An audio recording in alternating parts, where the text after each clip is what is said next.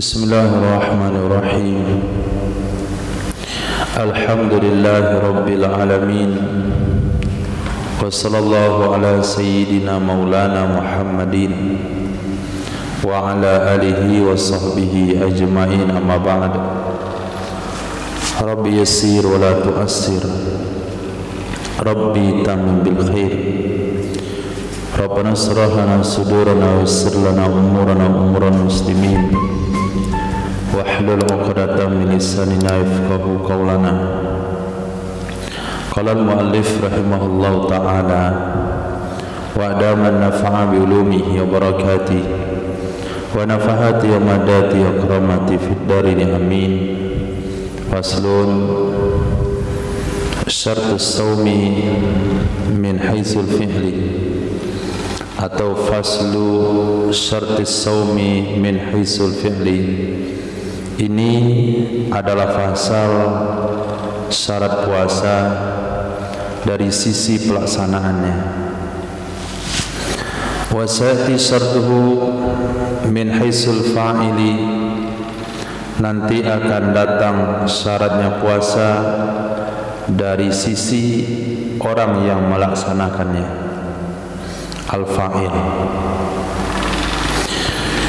Jadi syarat puasa dari sisi pelaksanaan itu al-imsaku, menahan diri, anil jima'i, dari jima'. Faman jama'a batala saumuhu bil ijma'i, maka siapa saja yang melakukan jima' itu batal puasanya seseorang dengan sepakat para ulama. Yang kedua, wal istiqoi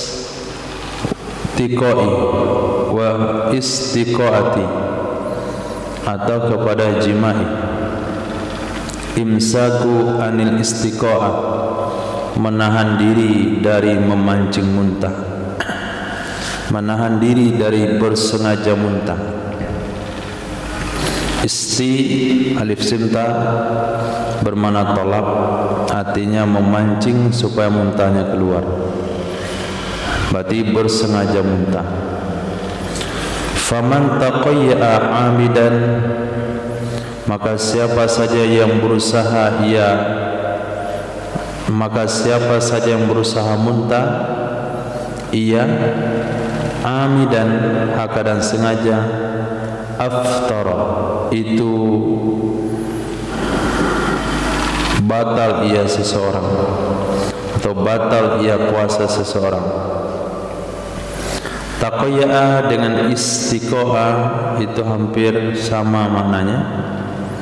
Istaqo'a yastaqi'u, menuntut muntah, artinya berusaha untuk muntah. Taqayya yataqayya'u, takallafa yatakallafu, takalluf, itu binanya memaksakan diri. Maka setiap fi'il yang wazannya tafa'ala, yatafa'alu, tafa'ulan, binanya takalluf. Nah, takalluf itu kita harus paksakan. Takallama yatakallamu, takallum, berbicara itu harus paksakan. Kalau nggak dipaksakan, nggak pandai-pandai. Nah, Abu ta'allama ya ta'allamu, ta'allum, itu dipaksakan. Enggak ada ta'allama ya ta'allamu, itu ta'allum, itu yang mudah. Kemudian tabak, ada ya taba'adu, taba'udan, menjauhi sesuatu. Tapi kalau allama yu'allimu ta'liman, bila takfir. Allama yu'allimu ta'liman binaya taksir. Taksir itu artinya memperbanyak. Maka orang allama yu'allimu sudah sampai pada ta'lim, itu dia memperbanyak ilmu dengan mengajarkan banyak, mengajarkan bertambah. Nah, ketiga tawafa yatawifu, tatwif, tawafa, itu banyak mengelilingi Ka'bah. Nah, di sini enggak takalluf. taqayya'a artinya memaksakan diri untuk muntah. Seperti hadis yang diriwayatkan pada Sayyidina Abu Bakar, taqayya, berusaha untuk muntah makanan yang belum minum.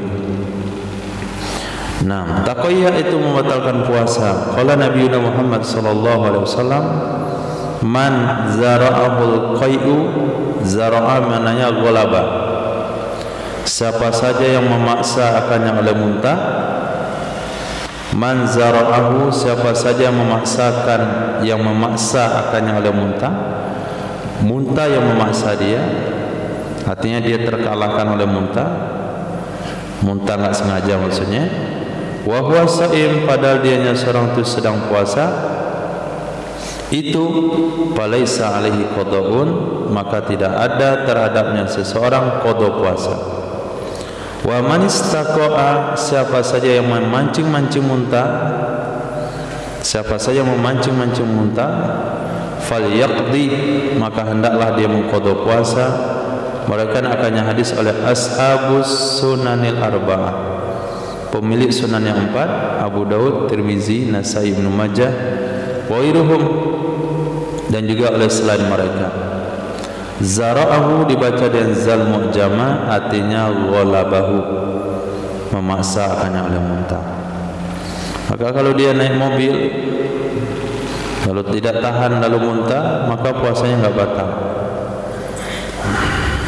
Tapi apabila dia muntah lihat tai ayam, kemudian siang hari Ramadan sengaja dia lihat tai ayam, maka puasanya batal.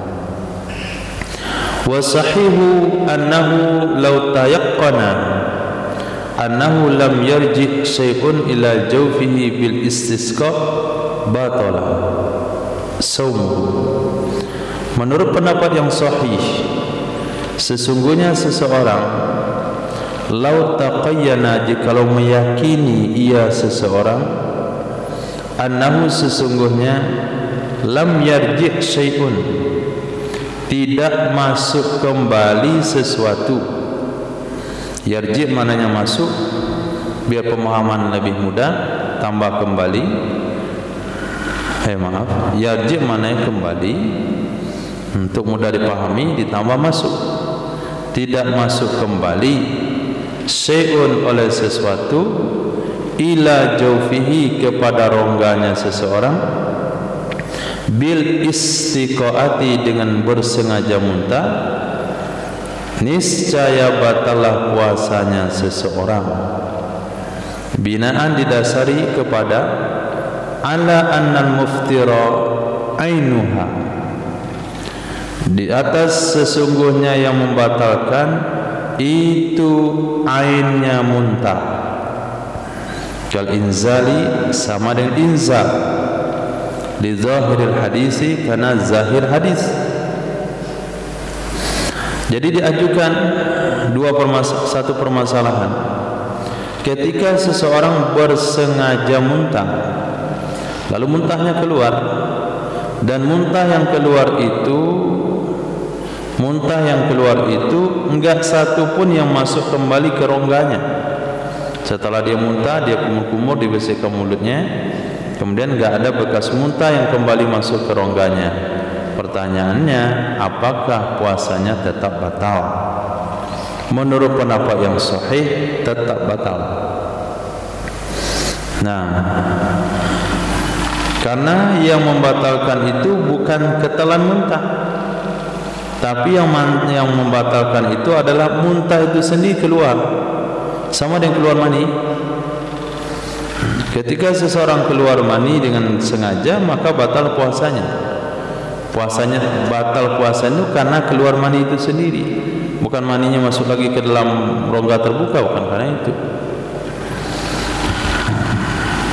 Menurut pendapat yang kedua, wasani mabniyun, pendapat yang kedua itu didasari kepada annal fitra biha litadammuniha ruju'a syai'in ilal jawfi. Sesungguhnya yang membatalkan dengannya sengaja muntah,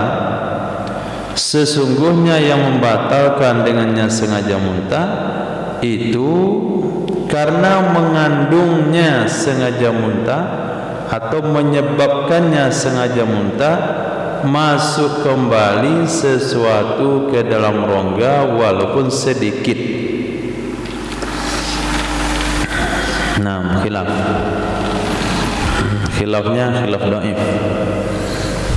Pendapat yang keduanya dalilnya dhaif.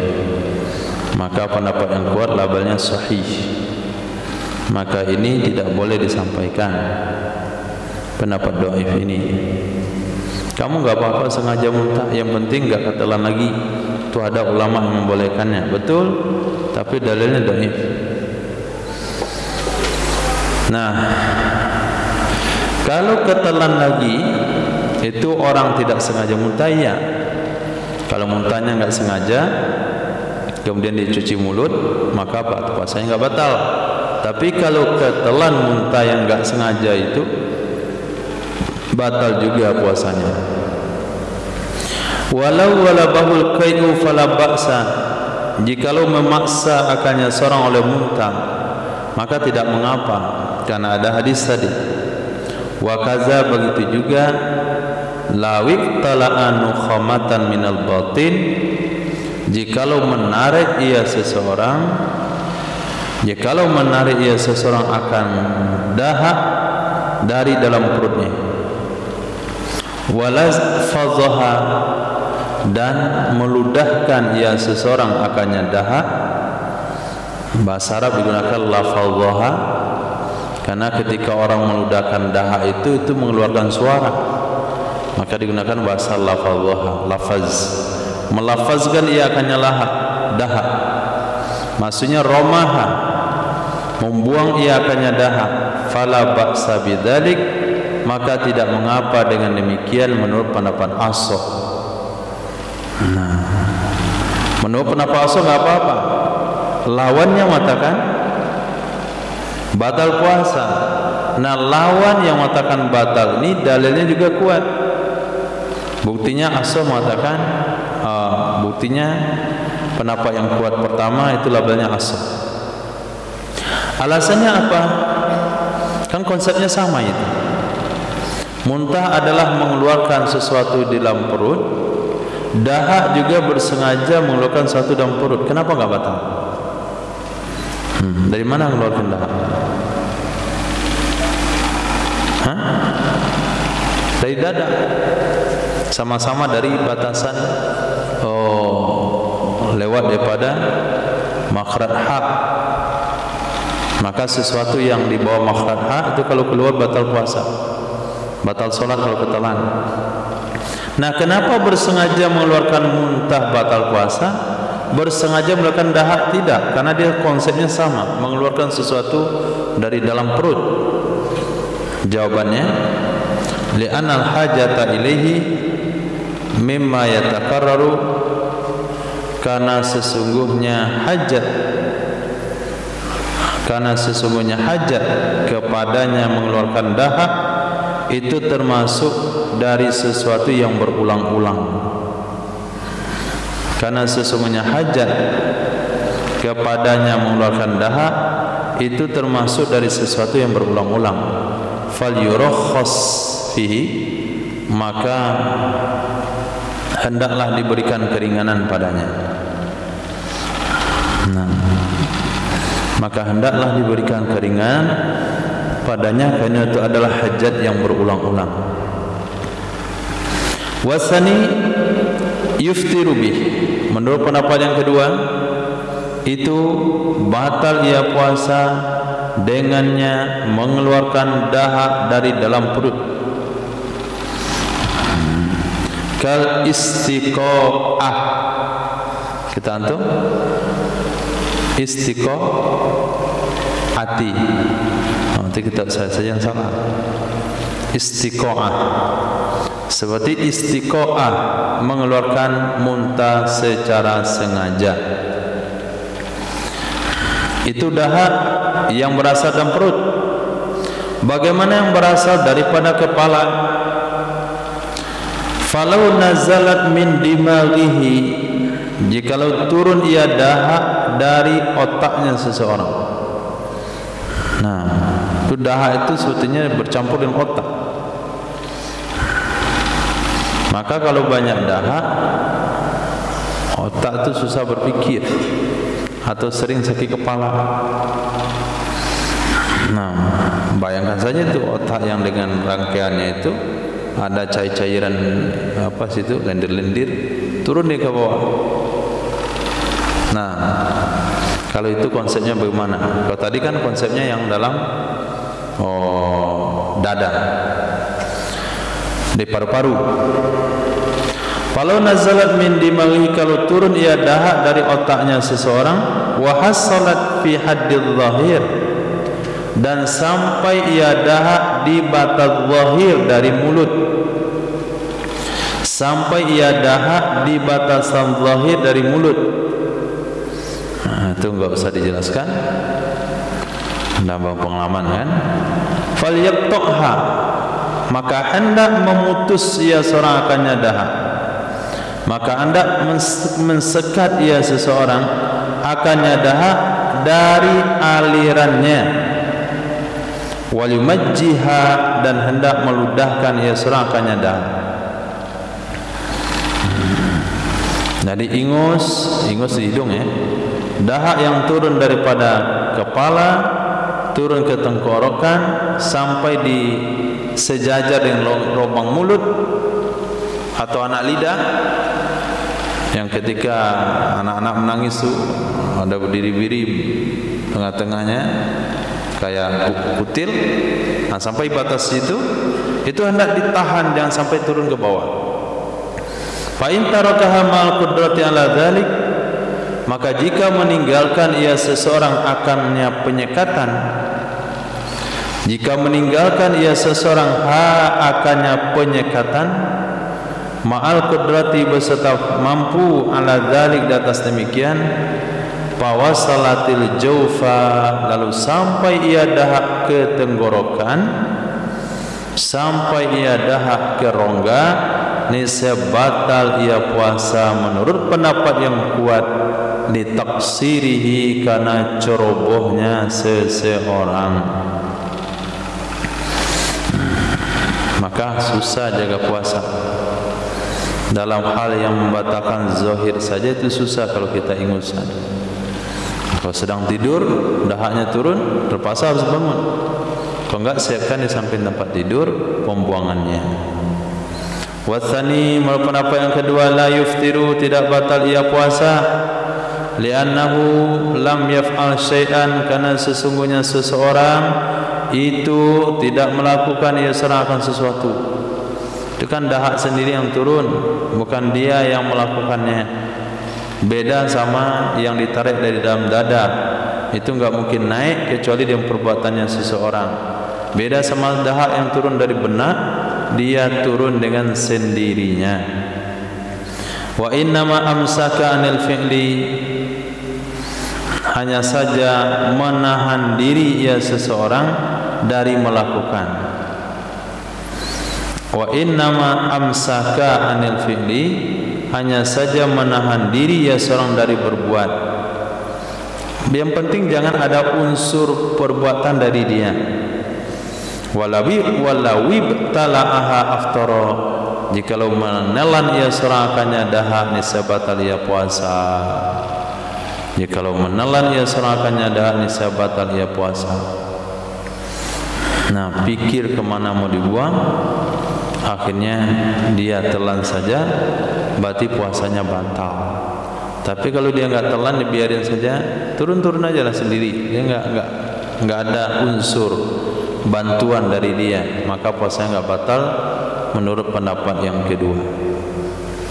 Walau lam tahsul fi haddil zahir minal fam, walaupun tidak hasil ia dahak atau tidak sampai ia dahak pada batal zahir dari mulut, walaupun tidak sampai ia dahak ke batal zahir dari mulut. Nah, tidak sampai ke kawasan lidah, dia baru di kawasan tenggorokan, itu tetap juga batal puasa. Tapi kalau sudah sampai ke batal zahir dan letaknya di atas lidah, itu dah pasti itu. Ini enggak sampai ke batas lidah, hanya di kawasan tenggorokan. tapi sudah sejajar dengan zahir, maka batal puasanya. Aw hasalat fihi wa lam yaqdir ala qat'iha wa hajmiha lam tadurra, atau hasil maaf salah launya lau syarat,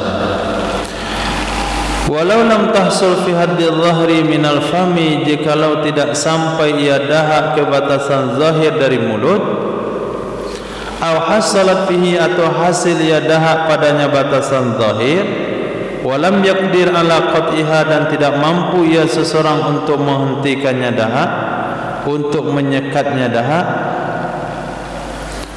wa hajmiha, dan meludahkannya, lan tadurra, niscaya tidak mengapa, niscaya tidak mengapa, titik. Itu syarat yang kedua. Syarat yang ketiga, atau kepada anil jima'i ulang amil wa imsaku an usulil aini, menahan diri dari sampainya ain benda, ila ma yusamma jaufan, kepada sesuatu yang disebut atau yang dianggap dengan rongga. Wakila, menurut pendapat yang kedua, yustaratu ma'ahaza,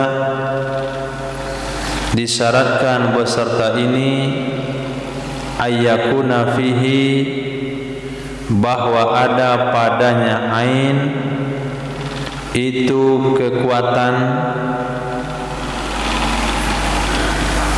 bahwa ada padanya ain itu kekuatan,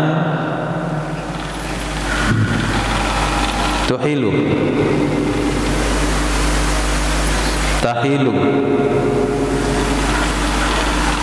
dengan kasrah ghain dan zal mu'jamah, tahilul ghizaa,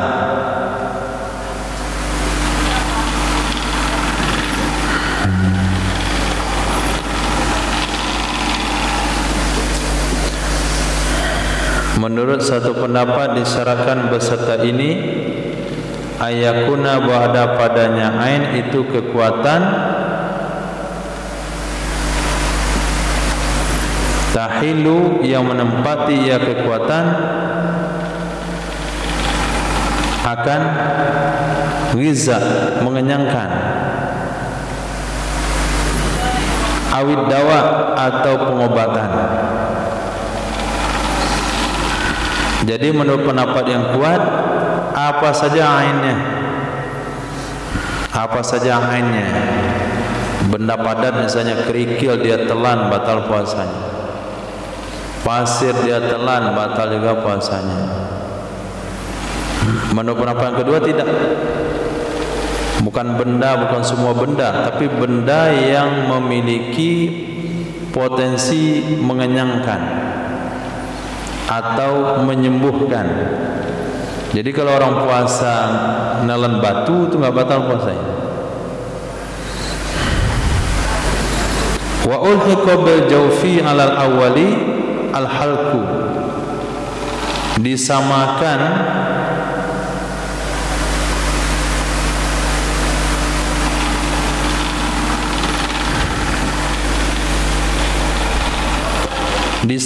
dengan rongga. Menurut pendapat yang pertama akan tenggorokan, disamakan dengan rongga berdasarkan pendapat pertama, yaitu mayusama jaufan, sesuatu yang disebut dengan rongga, pokoknya itu masuklah tenggorokan. Berkata Imam Haramain, wa mujawizan al-hulkum, dan yang melewati hulkum, tenggorokan.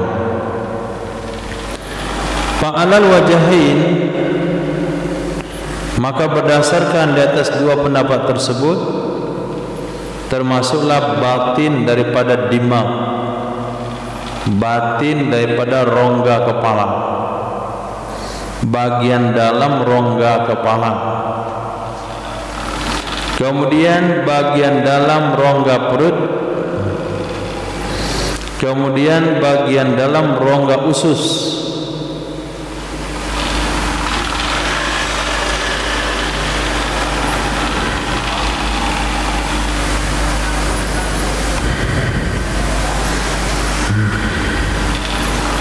al-musarrain. Musarrain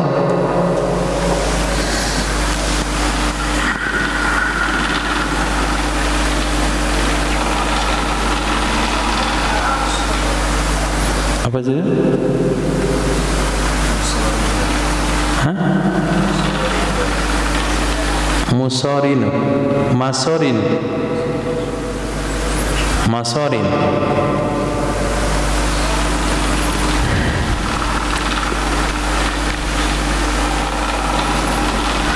Nah, apa maksud masorin?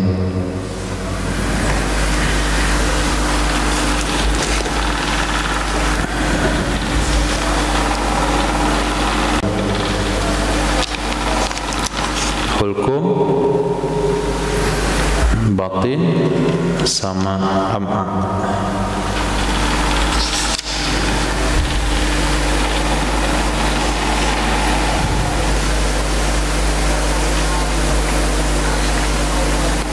Perut panjang. Oh, bukan. Berarti an'am itu adalah tafsir pada am'a. Masorin, perut panjang, usus 12 jari. Itu mana am'a. Nah, ini kita katakan ditafsirkan justru sulit. Am'a itu jamak mi'ah. Am'a mufradnya mi'ah. Mi'ah wazannya ridon. Mi'an ridon. Mi'an mi'aini am'a artinya masarin, perut panjang, usus panjang. Itu usus 12 jari. Kemudian musanna dengan musallasah titik 3. Musanna, apa itu musamma? Majma'ul baul, tempat ngumpulnya kencing. Kita bilang kantong kemih.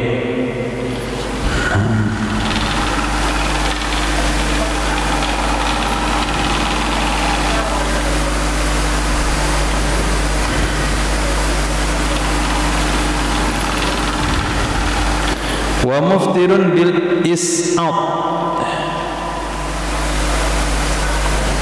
Muftirun, ada muftirun situ? Muftirun bil is'ad awil akli aw hiknati awil wusuli min jaifati bil batan aw mahmuma. Itu membatalkan ia dengan is'ad. Is'ad yaitu memberi obat pada hidung. Itu namanya is'ad.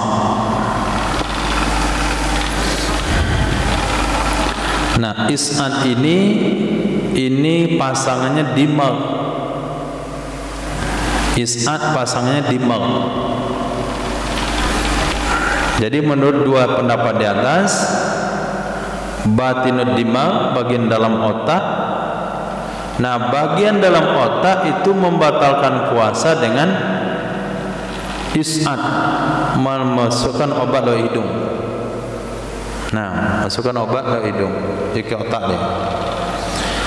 Kemudian akli dengan makan. Kalau makan ini kawannya perut. Batinul batni, batinul batan bil akli. Bagian dalam perut itu dengan cara memakan. Kemudian am'a, usus. Nah, usus itu dengan hiknah. Hiknah itu ada yang bilang ihqan, memberi obat lewat apa tadi? Lewat apa? Ini nyambungnya ke usus besar. Nah, usus besar membatalkan dengan cara hiknah. Coba lihat kawan saya. Kemudian sampainya sesuatu dari jaifah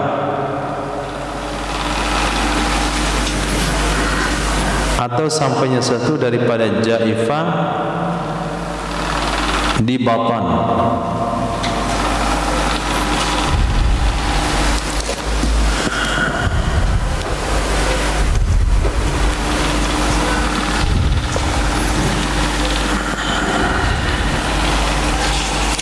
Jaifah maknanya, Masya Allah, mana di angka 2, ke otak dari kepala.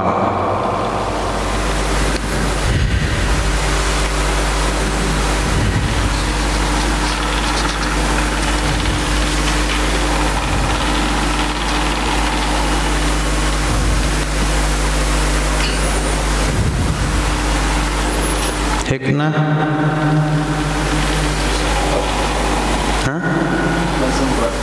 memberi obat dari kubul dan dubur, itu hiknah. Itu apa? Obat semprot. Nah, hiknah memberi obat lewat kubul dan dubur. Contohnya obat ambayan. Obat ambayan itu sejenis kapsul yang dimasukkan di dubur. Nanti dengan kekuatan dubur dia punya kekaitan menghisap. Dihisap dia naik ke atas. Nyambung ke mana dia? Ke am'a, usus.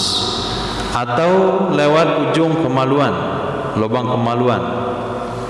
Mungkin di sana dia pakai metode memecahkan batu karang pakai laser. Jadi ada benda masuk ke dalam, itu batal puasa. Atau sampainya dari jaifah. Jaifah, luka dalam sampai ke dalam perut. Nah, jaifah, luka dalam atau luka yang dalam, bukan luka dalam. Luka dalam bahasa kitanya kan luka di dalam. Ini luka yang dalam di perut. Luka yang dalam di perut itu bisa sampai ke usus. Kena tusuk dia misalnya, ketika kena tusuk maka masuklah pisau ke dalam perutnya sampai ke ususnya, maka puasanya batal. Kemudian makmumah ar-ra'as. Nah, makmumah ar-ra'as ini atafnya bukan kepada is'ad, tapi atafnya kepada batinud dimag. Kepada dimag. Maka ulang amalnya batinu makmumah, bagian dalam daripada makmumah. Makmumah itu adalah luka yang sampai ke tulang. Luka yang sampai ke otak di kepala. Luka yang sampai ke otak di kepala. Nanti dalam kitab Qisas itu luka di kepala itu ada 10 namanya. Nah, yang boleh qisas itu luka yang sampai ke tulang. Nah, luka yang menembus tengkorak sampai ke ruang rongga benak itu kalau bolong kepalanya, masuk ke benaknya, masuk sesuatu ke sana, itu batal puasa. Misalnya dia lupa bawa payung, kepalanya retak, masuk air hujan misalnya, masuk keringat, masuk obat, puasanya batal. Dan seumpama keduanya, wa illam yakunil wusulu man law kana al-wusulu min al-ma'muma ila kharitatid dimag al-musamma umar ra'as duna batina musamma batinad dimag. Walaupun wa illam yakunil wusulu, ada yang salah kitabnya? Wa illam yakunil wusulu, walaupun tidak adalah yang sampai man min laukana. Nih coba baca, tak ada yang tinggal. Wusulu min ja'ifatin ila batini aman. Masya Allah.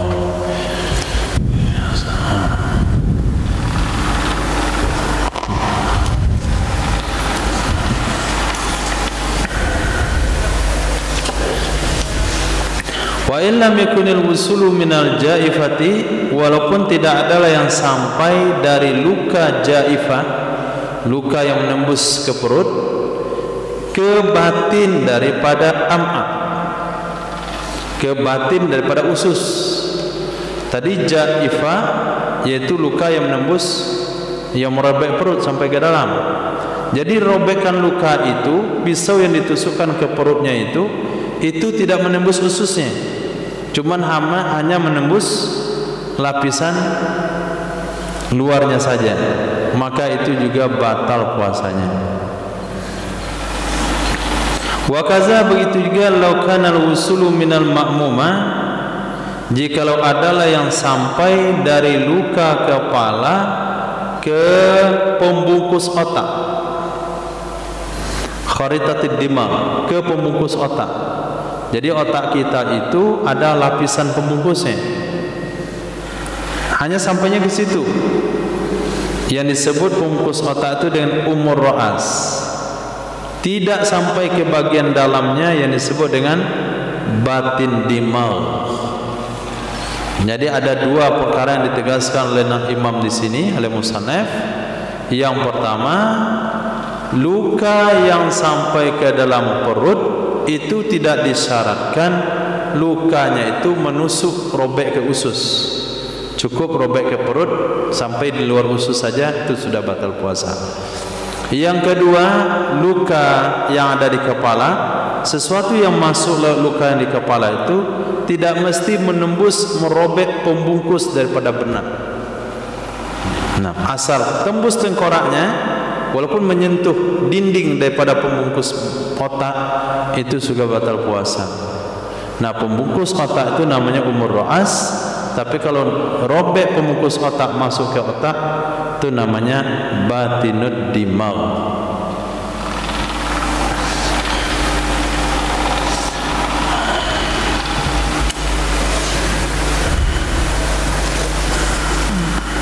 Nah,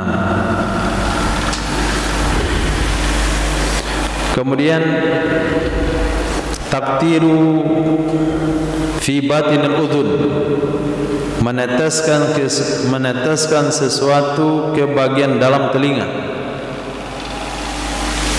meneteskan sesuatu ke bagian dalam telinga. Wal ihlil, dan bagian dalam lubang zakar. Ihlil aid zakar. Muftirun fil asahi, itu membatalkan menurut pendapat ashah.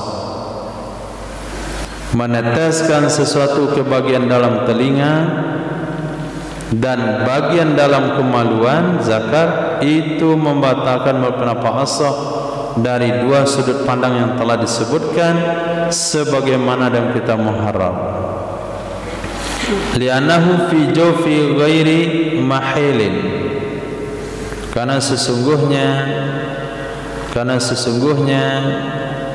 telinga, bagian dalam telinga sama ihlil itu rongga selain mahil.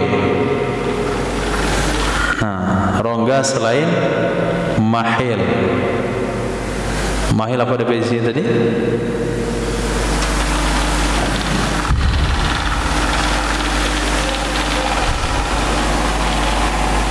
Yang menempati posisi bisa mengantarkan ke tempat sumber kenyang atau pengobatan.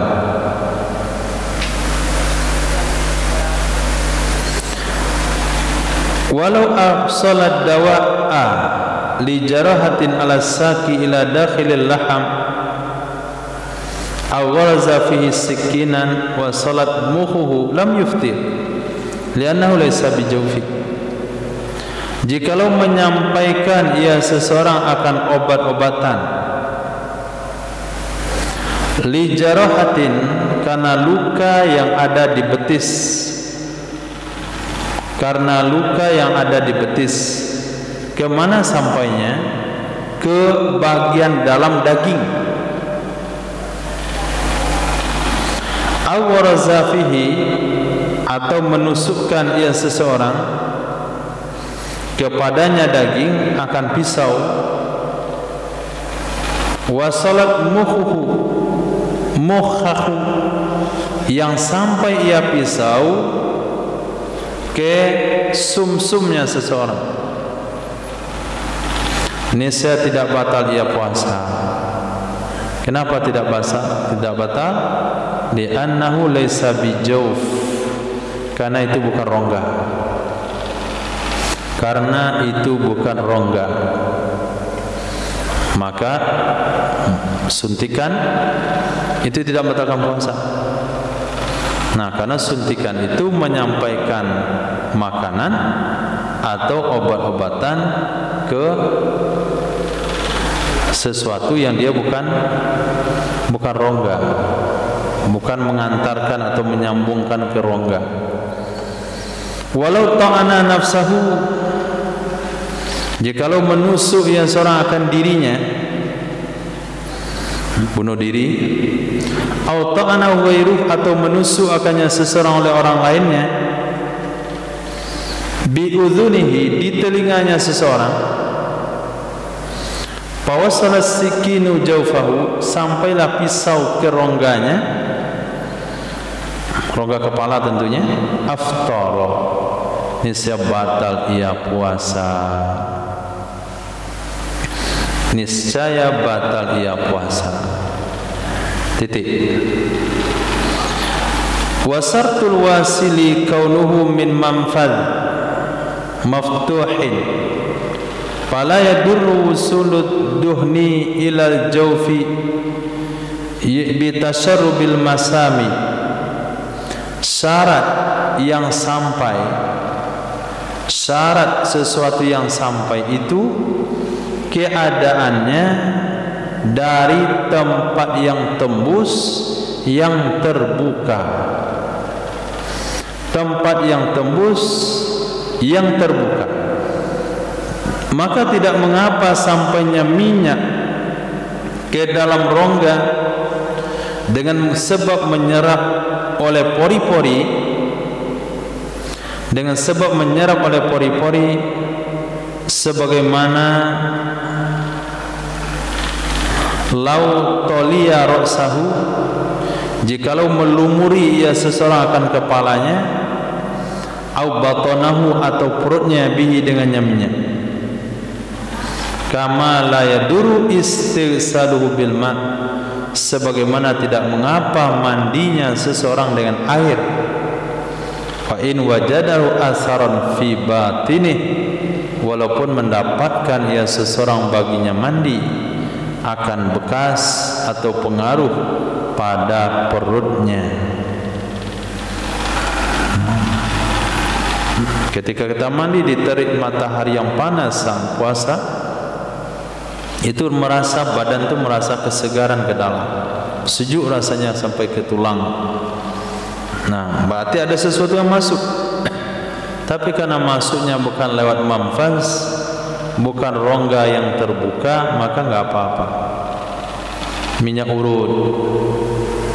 Nah, pakai tetes mata, pakai celah, itu kesan pakai celak di mata itu bisa memberi kesan ke tenggorokan, terasa rasa obat itu ke tenggorokan, berarti sampai dia ke rongga.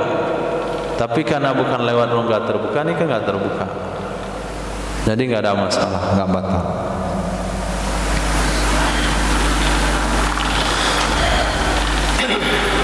Lihat ke depan, wala yadul iktihal, dan tidak mengapa pakai celak. Wa in wajada ta'mahu al-kahli bihalqi, walaupun merasakan ia seseorang akan rasanya celak di tenggorokannya, li'annahu la manfaza minal ain ilal halqi, karena sesungguhnya tidak ada jalur tembus dari mata ke tenggorokan. Kalau enggak ada jalur tembus, kenapa sampai rasanya ke tenggorokan? Al-muwasilu ilaihi minal masami, yang menyampaikan kepadanya itu dari rongga. Dari rongga. Ada jenis obat-obatan yang memberi kerusakan pada tulang, obat oles, tapi rusaknya kenapa ke tulang? Keseringan makan balsem, pakai balsem misalnya. Orang dulu Tarason, itu balsem tingkat tinggi, apalagi yang varian panasnya. Itu kalau sering nih dia pada sakit tulang, kan diurut-urut orang tua-tua di kaki. Ada terasa ke tulang. Lewat mana? Lewat rongga. Itu tidak batal puasa, karena syaratnya adalah maftuh, manfas maftuh, rongga terbuka. Yang kedua, syarat sampai itu atau kepada kaunuhu min manfas ul amil sabtul wasil, kaunuhu al wasili biqasdin, keadaannya yang sampai itu dengan tujuan, keadaan yang sampai itu dengan bermaksud, dengan bersengaja. Falau wasala jaufahu zubabun, jikalau sampai ke rongganya seseorang oleh lalat, au ba'udatun atau semut, au gubarut tariki debu jalan, au gurbalatut dakiki serpihan atau debu tepung, lam yuftir, ini saya tidak batal dia puasa.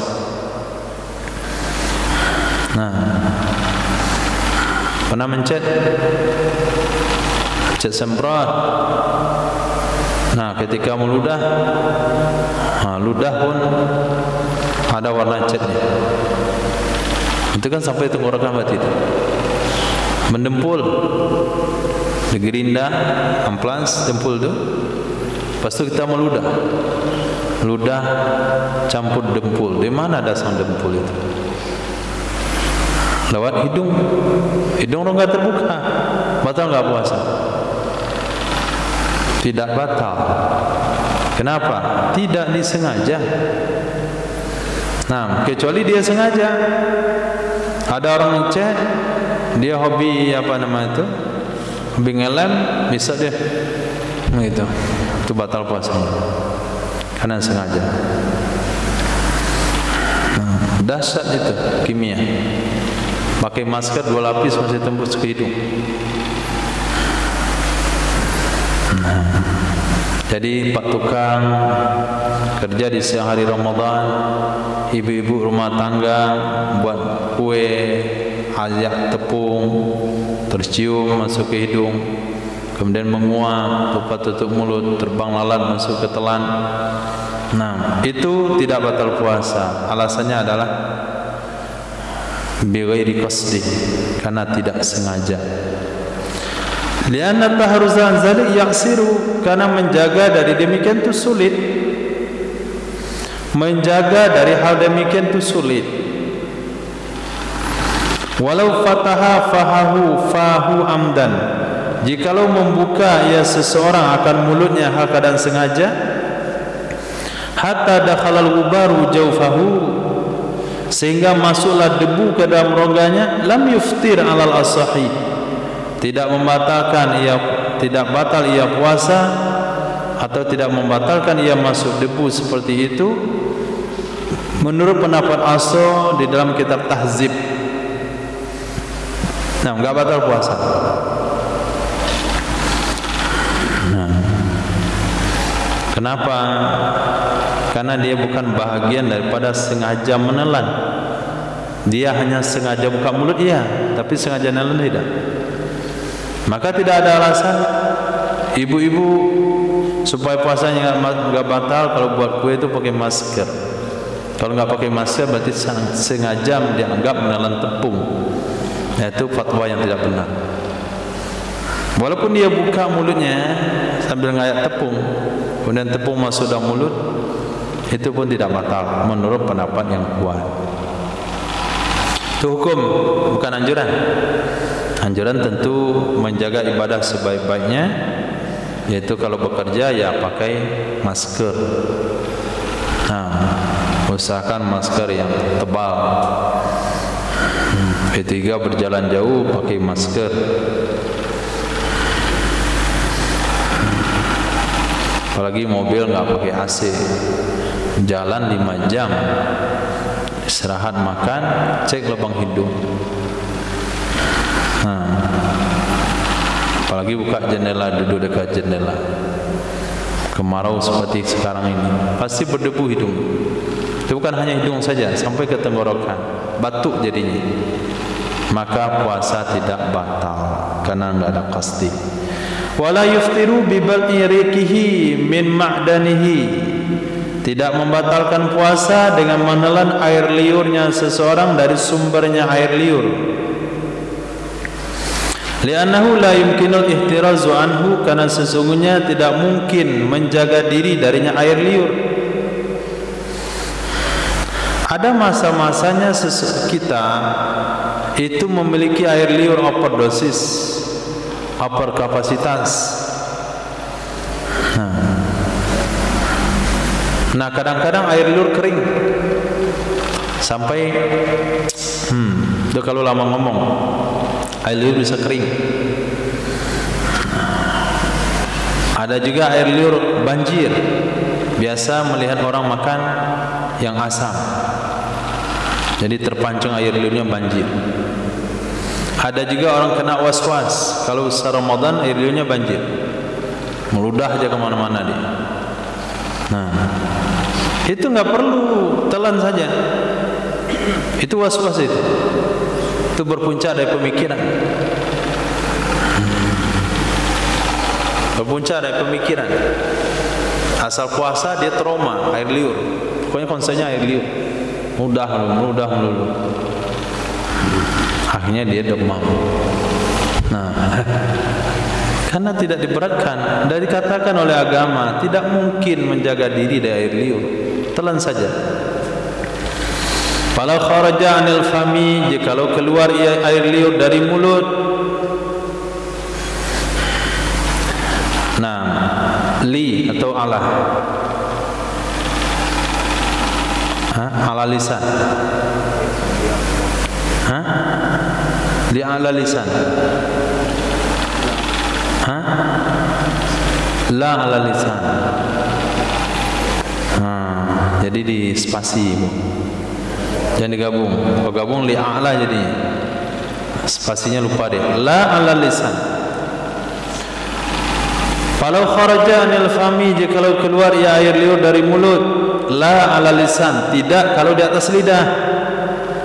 Summa raddahu, kemudian mengembalikan seseorang akannya air liur ke dalam mulut, bilisanihi,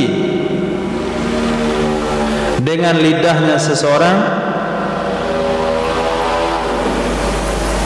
Dengan apa dikembalikan? Dengan lidahnya seseorang atau dengan selainnya lidah. Wa batala'ahu, dan menelan seorang akannya lidah, akannya air liur. Menelan seorang akannya air liur. Au bala khaitan birikihi, atau membasahi seseorang akan benang dengan air liurnya. Sambil santai-santai dia gigit-gigit dia tali baju di siang hari Ramadan. Nah, Itu contoh membasahi benang. Waraddahu ila famih. Kemudian setelah tali baju digigit tadi itu, dia kembalikan lagi ke dalam mulutnya. Kama yu'tadu indal fatli, sebagaimana hal itu biasa terjadi ketika menggigit-gigit. Sebagaimana terbiasa ia hal demikian keluar masuk mulut indal fatli ketika menggigit-gigit. Wa alaihi rutubah, di atasnya benang itu ada basah, tamfasilu yang menetes, wa batalaha lalu menelan ia serangkannya. Itu udah dua kasus itu. Ketiga, ibtala rikahu makhlutan bighairi, menelan ia serang akan air liurnya yang bercampur dengan selainnya air liur. Menelan air liurnya yang dicampur atau yang bercampur dengan selain air liur atau hiri yang suci. Contohnya, man fatala khaitan masbughan, orang yang menggigit-gigit atau mengunyah-ngunyah benang yang berwarna, taghayyara bihi rikuhu, berubah dengannya benang oleh air liurnya. Au mutanajjisan, atau kepada makhlutan, atau menelan ia serang akan air liurnya yang bernajis. Kaman dumiyat lassatuhu, seperti orang yang berdarah gusinya. Au akala syai'an najasan, atau memakan sesuatu yang bernajis. Walam yaghsil famahu, lalu dia tidak mencuci mulutnya. Hatta asbah, sampai pagi. Aftara fil masailil arba. Itu jawabnya. Membatalkan atau batal ia puasa pada masalah yang 4 di atas. Satu-satu dipahami. Satu, mengeluarkan air liur dari mulut, bukan lewat lidah. Nah, air liur jatuh lewat merah bibir. Kalau air liur masih di merah bibir nggak ada masalah. Nah, jilat-jilat bibir nggak batal puasa. Tapi pas ngomong, lompat sebongkah air liur ke bawah sini, kemudian diambil lagi, nah itu batal puasa. Nah, atau dimasukkan lewat tangan, batal puasa. Tapi kalau air liur lewat merah bibir, lewat lidah nggak apa-apa. Dikeluarkan lidahnya, kemudian di ujung lidah itu ada air liur, tarik lagi lidahnya ke dalam, nggak batal puasa. Satu. Yang kedua, seseorang yang membasahi benang. Nah, seseorang yang membasahi benang kan punya kebiasaan sendiri. Kalau kan aneh-aneh kebiasaan orang. Ada yang suka gigit benang, ada juga yang suka makan tai hidung. Nah, ada juga yang makan ingus, itu kan anaknya. Ada juga yang gigit jenggot. Nah, ini contohnya benang. Gigi-gigi, kunyah-kunyah, lepas. Kemudian dimasukkan lagi ke dalam mulut, ditelan, batal nggak puasa? Jawabannya tergantung. Nah, kalau sekiranya waktu kain ini basah, setelah dikunyah-kunyah kain ini basah, kemudian ada air yang netes dari basahannya, itu batal puasa. Tapi kalau basah airnya nggak netes, lalu masukkan ke mulut lagi, nggak batal puasa. Lihat redaksi kita, tamfasilu alaihi rutuba tamfasilu. Di atasnya benang yang dikunyah-kunyah ada cairan yang menetes. Itu yang kedua. Yang ketiga, menelan air liur yang berubah warna. Menelan air liur yang berubah warna dengan benda suci. Nah, seperti menggigit kain luntur, benang yang luntur, maka berubahlah air liurnya dengan warna kain tersebut lalu ditelan, batal puasa. Yang keempat, saya rasa 3 kasus di atas itu jarang terjadi. Yang keempat yaitu menelan air liur bernajis. Ini yang banyak kasusnya.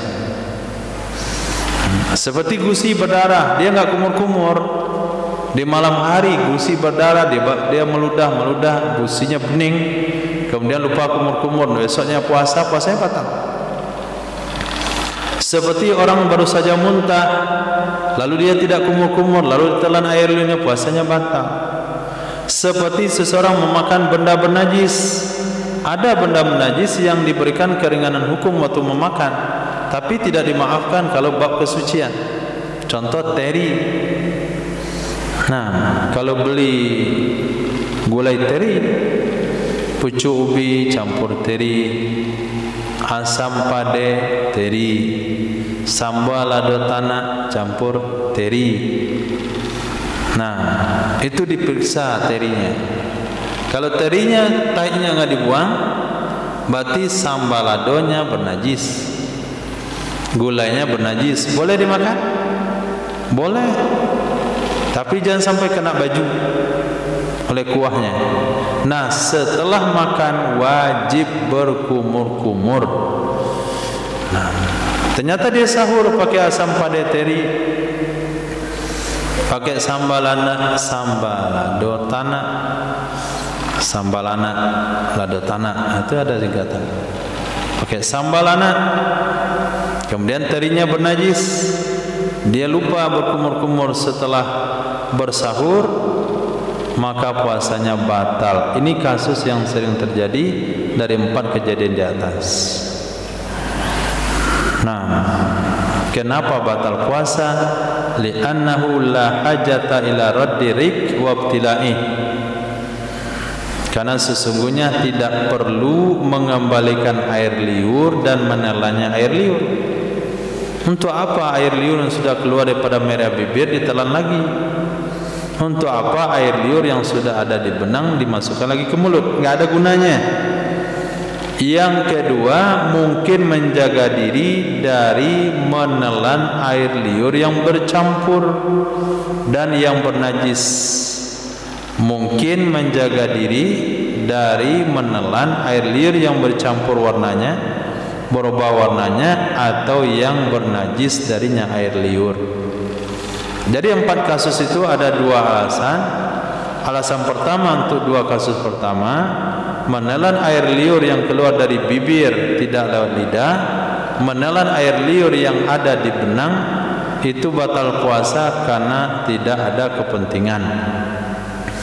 Yang kedua, yang ketiga, menelan air liur yang berubah warna karena benda suci. Yang keempat, menelan air liur yang berubah karena najis, itu batal puasa karena hal itu bisa dijaga, bisa diatasi. Kenapa dia tidak mengatasinya? Titik. Walau akhrajal lisana wa alaihi riku summa raddahu, jikalau mengulurkan ia seserang akan lidahnya, jikalau mengeluarkan ia seserang akan lidahnya, di atasnya lidah ada air liur, summa raddahu, kemudian dia kembalikan akannya lidah, wa batala ma alaihi, lalu menelan ia seorang apa saja yang ada di atasnya lidah, lam yuftir fil asahi, niscaya tidak batal ia puasa menurut pendapat asah. Kenapa? Li'anna lisana kaifama taqallaba ma'dud min dakhilil fahm, min dakhilil fami. Karena sesungguhnya lidah bagaimana saja dia bolak-balik, karena sesungguhnya lidah bagaimanapun dia berbolak-balik, itu dianggap termasuk bagian dalam mulut. Nah, mau dikeluarkan lidahnya sepanjang-panjangnya, itu tetap lidah termasuk anggota bagian dalam mulut. Oleh sebab itu, fala yufarik ma alaihi ma'danahu, maka tidak berpisah oleh air liur yang ada di atasnya lidah akan sumbernya air liur.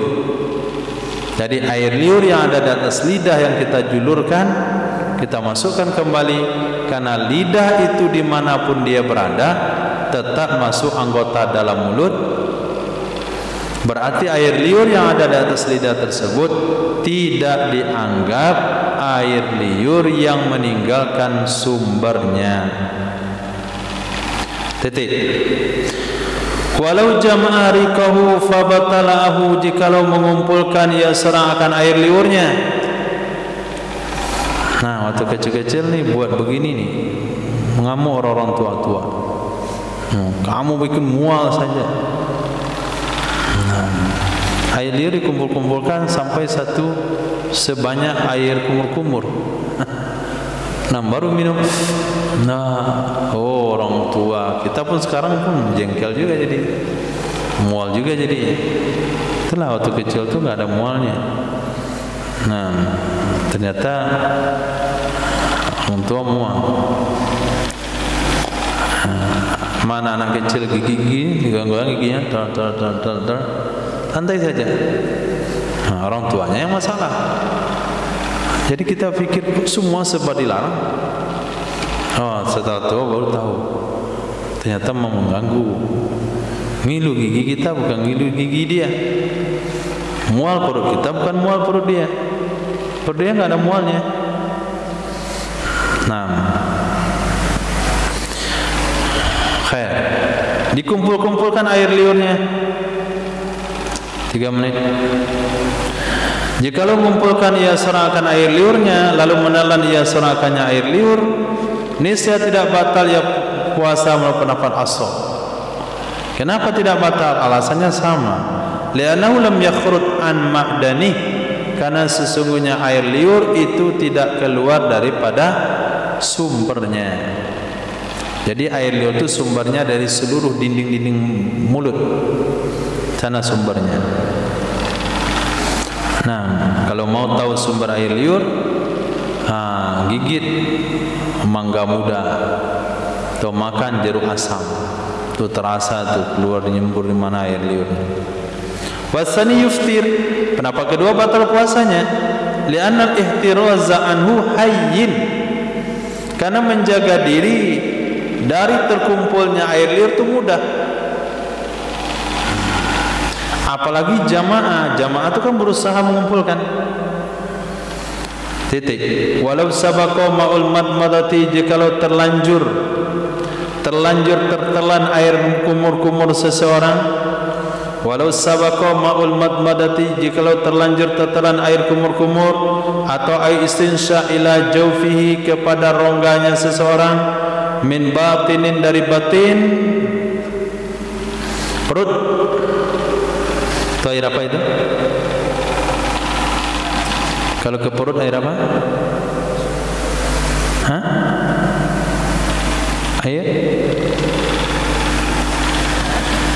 Air kumur-kumurnya. Au dimang, atau ke otak, air istinsa. Air istinsa ke otak, air kumur-kumur ke dalam perut. Fal mazhabu, maka menurut pendapat mazhab, annahu, sesungguhnya seseorang, in balagha, jika berlebihan ia seseorang dalam hal demikian, aftara, batal ia puasa. Kenapa batal? Li'annahu manhiyun, karena sesungguhnya berlebihan, karena sesungguhnya seseorang itu dilarang dari berlebihan. Memang ketika kita wudhu di siang hari berpuasa, puasa wajib yaitu Ramadan atau puasa yang lainnya, dilarang berkumur-kumur itu berlebihan, dilarang istinsa berlebihan, tapi tetap sunnah berkumur-kumur. Kumur-kumurnya hanya depan mulut saja, istinsanya hanya sebatas hidung yang kembang itu saja, kembang hidung lah, hanya sebatas di kembang hidung. Nah, kalau dia hirup kuat, lalu naik air ke otaknya, nanti sampai ke jauf, atau air kumur sampai ke tenggorokan dan tertelan, maka puasanya batal menurut pendapat yang kuat, karena hal itu dilarang. Wa illa, Jika tidak, wa illam yubaligh, jika tidak mubalaghah ya seseorang, biasa saja kumur-kumurnya, standar, enggak berlebihan karena memang dilarang, fala yuftir. Lalu ketelan juga, lalu naik juga ke otak, maka tidak batal puasanya.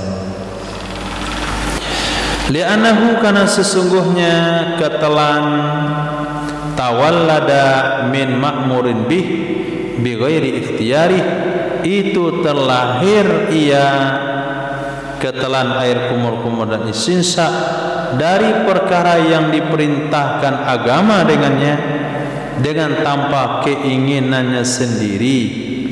Yang nyuruh berkumur-kumur itu kan agama, tapi agama melarang berlebihan. Sekarang dia melakukannya tidak berlebihan, berarti dia sudah melaksanakan perintah sesuai dengan aturan, melaksanakan perintah sesuai yang diperintahkan. Lalu lahirlah sesuatu yang membatalkan puasa, maka puasanya tidak batal. Kaidah usulnya apa?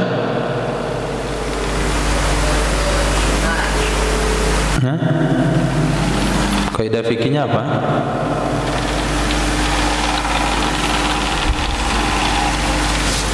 Kenapa tidak batal puasanya? Karena lahir dari perkara yang diperintahkan dengannya tanpa keinginannya. Kaidah usul,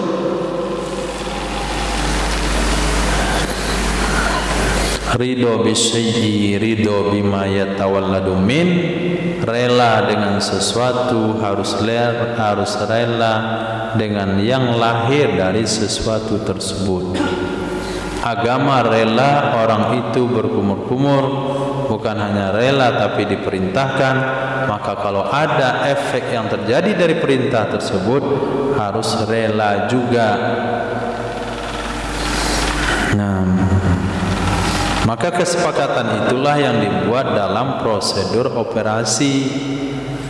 Maka sebelum operasi, sebelum penanganan medis, harus ada persetujuan dari keluarga. Ada rela belum? Kalau sudah rela, nanti gagal operasi jangan nuntut, karena ridho bisyai' ridho bima yatawalladu min.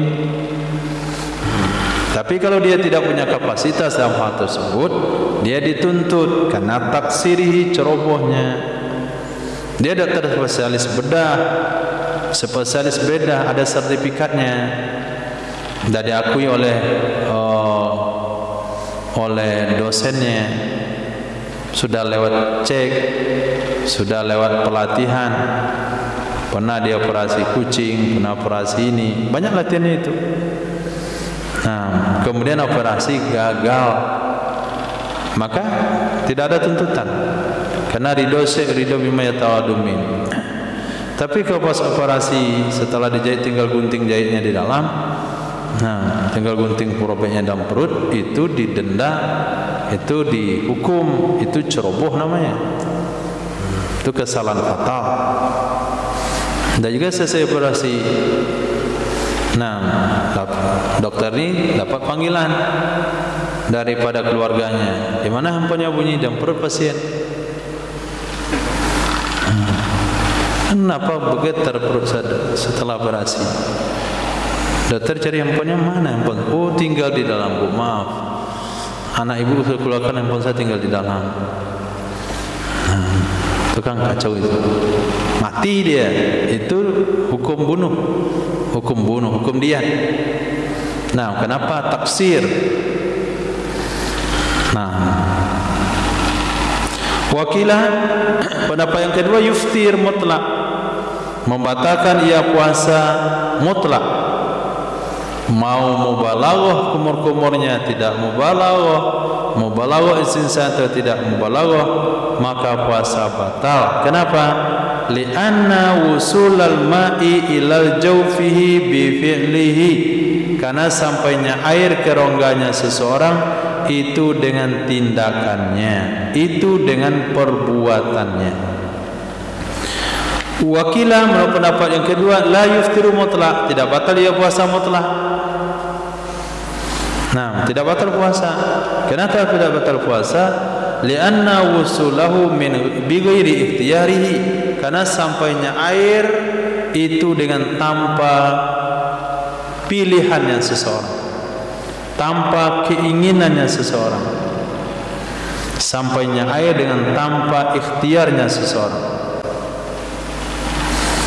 Wal aslu khilaf nasani mutlaqani bil iftar wa adami.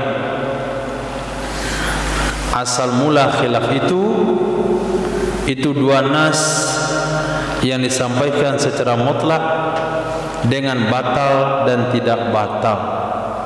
Itu penyebabnya khilaf itu muncul. Asal khilaf itu adalah dua nas yang disampaikan secara umum.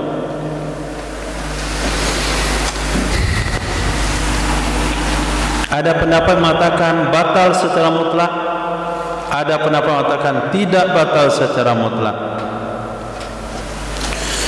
Dua nas.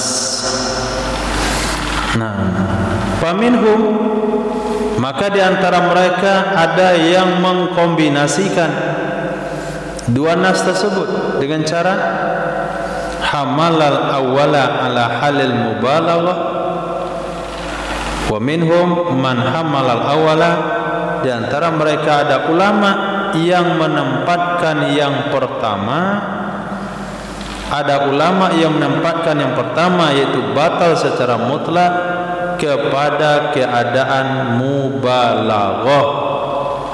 Wasaniya, dan nas yang kedua yang mengatakan tidak batal atas keadaan tidaknya mubalaghah. Jadi kalau dia sedang puasa, kumur-kumurnya standar tidak berlebihan, ketelan juga air kumur-kumur, puasa tidak batal. Tapi apabila dia kumur-kumurnya berlebihan, ketelan air kumur-kumurnya, puasanya batal.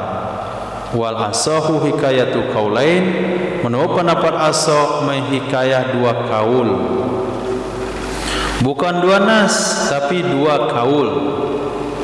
Fakila, maka dikatakan huma fil halain, dua kaul Imam Syafi'i tersebut berkomentar tentang dua keadaan. Satu kali sang imam ditanya, wahai imam, bagaimana hukumnya ketika orang berkumur-kumur ketelan air kumur-kumurnya? Bagaimana hukumnya ketika orang puasa ketelan air kumur-kumur sampai berwudu? Imam Syafi'i pernah bilang batal. Di waktu yang lain Imam Syafi'i bilang tidak batal. Jadi murid bingung dia. Mana cara nih bilang batal, bilang enggak batal. Maka ada murid yang bijak memahami, menempatkan kaul Imam Syafi'i itu yang batal itu kalau kumurnya mubalaghah, yang tidak batal kalau kumur-kumurnya standar biasa. Wakilahuma fima idza balagha. Ada juga murid mengatakan kedua-dua kaul tersebut pada keadaan apabila mubalaghah iya. Jadi Imam Syafi'i ditanya tentang air kumur-kumur mubalaghah, apa hukumnya puasa seseorang yang tertelan air kumur-kumurnya yang dia kumur-kumur secara mubalaghah? Imam pernah bilang batal, imam pernah bilang tidak batal. Ini menurut penelitian atau pandangan sebagian murid Imam Syafi'i. Fa illam yubaligh lam yuftir qat'an. Kalau tidak mubalaghah ia seseorang, niscaya tidak membatalkan sepakat ulama. Wal asahu, pendapat yang kuat sebagaimana kita muharrar, annahuma, sesungguhnya keduanya dua kaul atau dua nas, ikhtilaf juga dalam hal itu, fima idza lam yubaligh, itu pada kejadian apabila tidak mubalaghah ia seseorang. Fa in balagha aftara qat'an, maka jika mubalaghah ia seseorang, niscaya membatalkan ia atau batal ia puasa qat'an sepakat ulama. Titik. Nah, dibuka selebar-lebarnya khilafiyah di sini oleh Al-Imam Jalaluddin As-Sayuti. Jadi kata beliau, ada pendapat mengatakan mubalaghah batal, ada mengatakan mubalaghah tidak batal. Ada yang bilang itu ditempatkan di sana dua kaul Imam Syafi'i. Ada yang bilang bukan kaul, itu namanya nas Imam Syafi'i. kedua-duanya sampaikan secara mutlak batal dan enggak batal. Ada murid beliau mengatakan batal itu kepada yang mubalaghah, enggak batal kepada yang biasa-biasa saja. Ada murid menempatkan batal enggak batal dua kaul itu kepada kumur-kumur yang mubalaghah, yang tidak mubalaghah sepakat ulama enggak batal. Ada pula yang mengatakan batal enggak batal itu kepada yang tidak mubalaghah, yang mubalaghah sepakat ulama mengatakan batal. Kata Imam Jalaluddin, sudah semuanya saya sampaikan, enggak ada yang disembunyikan lagi. Itu amanah ilmu. Nah, pendapat seperti ini enggak ada dalam Fathul Mu'in. Anak-anak Fathul Mu'in enggak boleh. Enggak siap otaknya memahami itu. Disiapkan dasar dulu dari Fathul Qarib, baru Fathul Mu'in, baru menyampaikan khilafiyah. Nah, sebetulnya belajar minhaj ini atau mahali itu hanya mengembangkan wawasan khilafiyah, yang sebetulnya poin-poin pendapat yang kuat itu sebetulnya enggak perlu lagi ketergantungan antum ke kitab. Sudah ingat semuanya pendapat yang kuat dalam setiap kasus. Walau kana nasiyan lisaumi lam yuftir bihalin. Jikalau ada ya seseorang itu lupa dengan puasa, niscaya tidak batal ya dengan kondisi apapun. Dia wudu karena kebiasaan dia kumur-kumur mubalaghah, kumur-kumur dia mubalaghah. Istinsanya mubalaghah, ketelan airnya, puasanya enggak batal karena dia lupa bahwa dia sedang puasa. Nah, jadi pembahasan kita tadi itu kalau dia ingat sedang puasa. Khair, itu soal air wudu, soal air kumur-kumur dan soal air istinsya. Nah, air liur sudah, muntah sudah, air kumur-kumur dan istinsya sudah, kemudian pembahasan rongga-rongga juga sudah. Sekarang sisa makanan di gigi.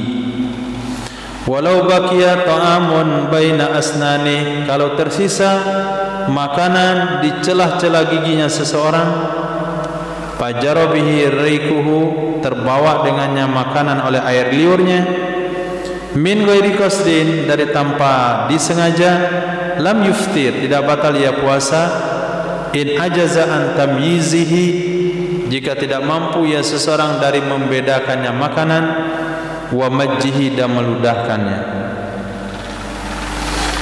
Nah, jadi setelah makan sahur dia sholat subuh, enggak ada gosok gigi, tidak juga kumur-kumur, jadi celah-celah makanan yang lengket di gigi itu ketelan, terbawa air liur. Kalau dia tidak bisa bedakan karena semuanya sudah menyatu atau makanannya sedikit, maka tidak batal puasa. Bukan berarti batal puasa gara-gara tidak gosok gigi. Saya telan makanan di air liur, enggak sengaja. Kamu gosok gigi enggak tadi? Oh enggak, kalau enggak batal. Nah, kalau udah gosok gigi masih ketelan juga enggak batal. Enggak ada dikaitkan ke sana. Nah, tidak dikaitkan dengan ada siwak atau tidak. Fa in qadara alaihima aftara, jika mampu ya seseorang di atasnya, di atas keduanya, membedakan makanan dari air liur dan mampu meludahkannya, sudah terasa itu, sudah dapat oleh lidahnya. Satu potong nasi misalnya, kemudian bisa dia ludahkan, dia biarkan ketelan, batal puasanya. Wa fil mas'alah nassani mutlaqan bil iftar. Pada masalah ini, ketelan makanan di celah-celah gigi terbawa oleh air liur tanpa sengaja, itu ada dua nas yang mutlak menyampaikan batal dan tidak batal. Hamlan ala hazainil halain, menempatkan di atas dua ini dua keadaan. Wa hukiya kaulaini, dan diceritakan kedua-duanya dua kaul. Ada bilang dua nas, ada bilang dua kaul. Seluruh khilafiyah yang ada pada air wudu, kumur-kumur dan air istinsak itu berlaku juga pada sisa makanan yang lengket di gigi. Titik.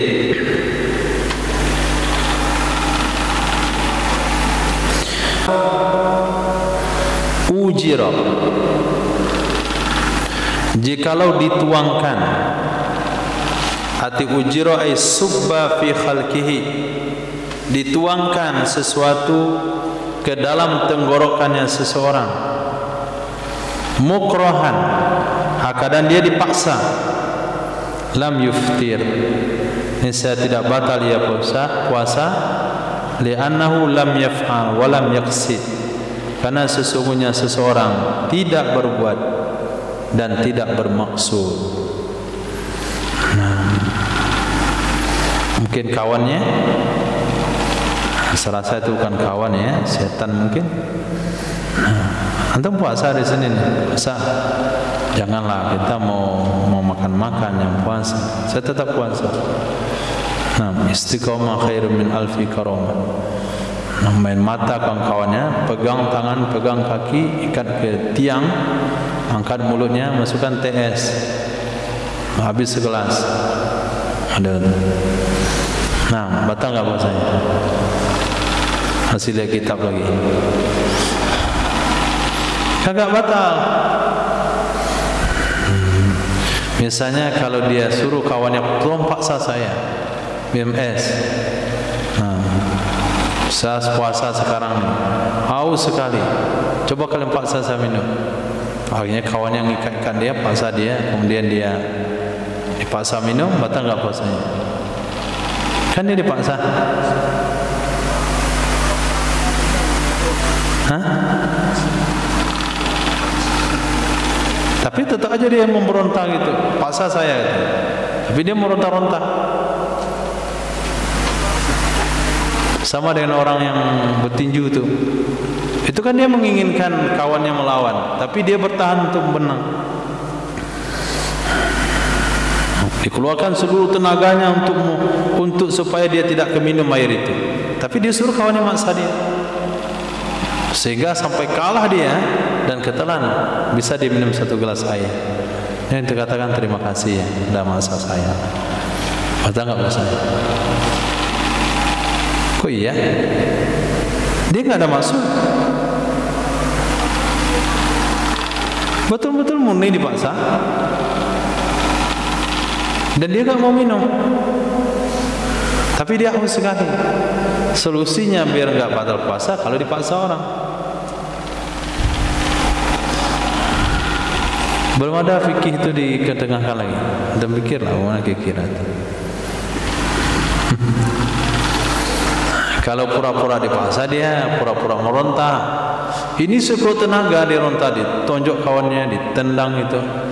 Nah, tapi dia nyuruh. Akhirnya berhasil diikat semua kakinya. Mana? Batal juga.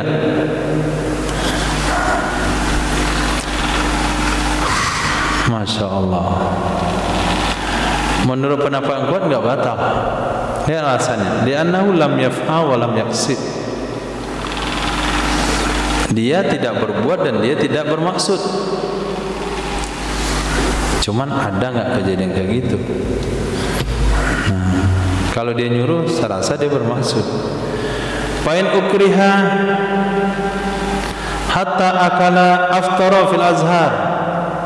Maka jika dipaksa ya seseorang sehingga makan ia seseorang, niscaya batal ia puasa menurut pendapat Azhar, menurut Imam Ghazali, sebagaimana dikatakan oleh Imam Rafi'i dalam kitab Syarah Kabir, li'annahu dafa'a bid-dara an nafsih, karena sesungguhnya seseorang telah menyelamatkan dengannya makan akan doror dari dirinya. Bedakan kasusnya.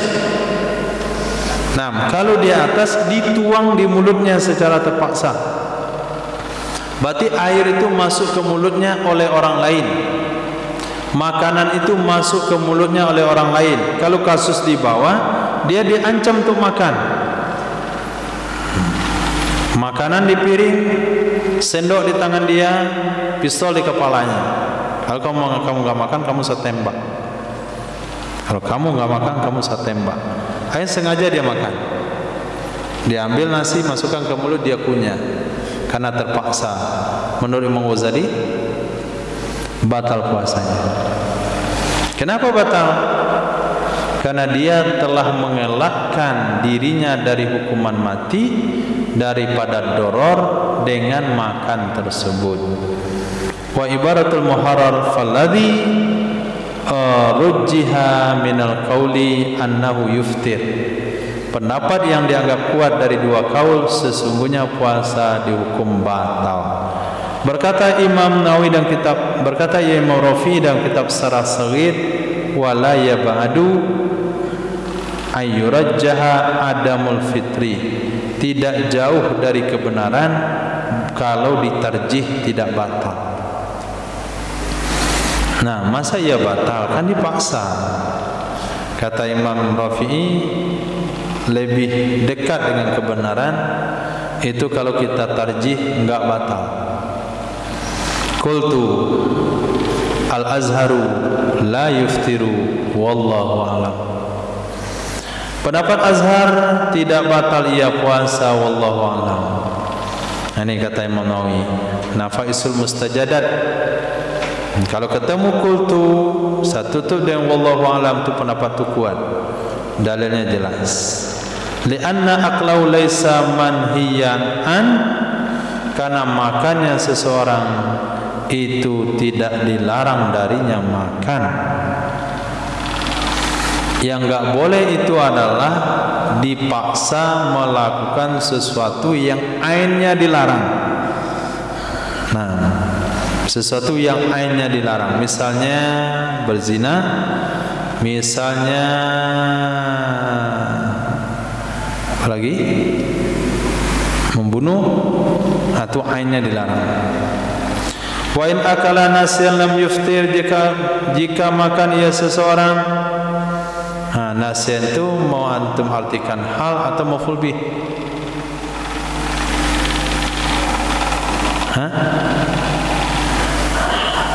Kalau diartikan maf'ul bih, maka salah redaksinya. Ya, jika makan ia salah akan nasi, ini saya tidak batal ia puasa. Itu salah hukumnya itu. Tapi kalau diartikan hal, betul. Jika makan ia seseorang hakadan itu lupa, ini saya tidak batal ia puasa. Ini orang baru baca kitab nasiyan. In akala nasiyan, jika dia makan nasi, ini saya tidak batal puasa. Enak juga ini hukum katanya. Nah, nasiyan itu dikira nasi. Kiranya hal untuk ya hal. Qala Nabiyuna Muhammad sallallahu alaihi wasallam, man nasiya wa huwa shaim, siapa yang lupa hakadan dia puasa, fa akala lalu dia makan, au syaraba atau dia minum, fal yutimma saumahu, hendaklah dia sempurnakan puasanya. Fa inna ma at'amahu Allahu wa saqah, hanya saja memberi minum akannya orang oleh Allah, memberi makan akannya seseorang oleh Allah, dan memberi minum ya Allah akannya seseorang. Hadis riwayat Imam Bukhari Muslim. Jadi kalau orang lupa di siang hari Ramadan makan, minum, itu puasa lanjut saja. Nah, karena Allah yang memberi dia minum dan memberi dia makan. Nah, alhamdulillah kalau Allah kasih kedua-duanya. Yang masalah kalau Allah kasih makan saja, enggak dikasih minum. Selesai makan, mau minum, antum puasa kan? Astagfirullah. Kenapa baru diingatkan sekarang? Harusnya kamu ingatkan nanti setelah minum. Nah, lebih menderita lagi enggak sahur. Nah, enggak sahur agak menderita, tapi lebih parah menderitanya selesai makan nasi waktu sahur enggak sempat minum. Wah, itu penderitaan yang paling berat. Nah, beda sama kita selesai makan enggak minum. Masih bisa kita menunda untuk tidak minum. Misalnya di asrama situ, saya makan air galon nggak ada. Bisa bersabar cerita-cerita dulu, nunggu orang baik yang ngambil minum. Nah, sejam kadang-kadang nggak minum. Tapi kalau udah dalam kepala nih besok nggak boleh minum sampai maghrib, itu nggak minum selesai makan tuh, nah berat sekali. Serasa itulah pahala puasa yang paling besar. Nah, sahur nggak sempat minum. Kecuali ayyuk sirah fayuftiru bihi fil asahi, kecuali bahwa banyak ia makan. Nah, banyak ia makan, maka batal ia puasa dengannya makan banyak menurut pendapat asah. Ini pendapat asah ya, lemah ini pendapatnya, karena ini redaksi mu'arrar. Nah, lemah pendapatnya. Menurut Imam Nawawi, Imam Rafi'i, kalau makan sepiring itu batal puasa. Li'anna nisyana fil kasir nadir, karena lupa dalam makan banyak itu jarang. Karena lupa dalam makan banyak itu jarang. Enggak mungkin lah orang enggak ingat dia puasa habis sepiring tambu cie, kemudian TS, tambah kopi sekarek, baru dia ingat. Itu jarang terjadi ini. Biasanya makan 3 piring enggak ingat. Makan 3 suap dah ingat dia puasa.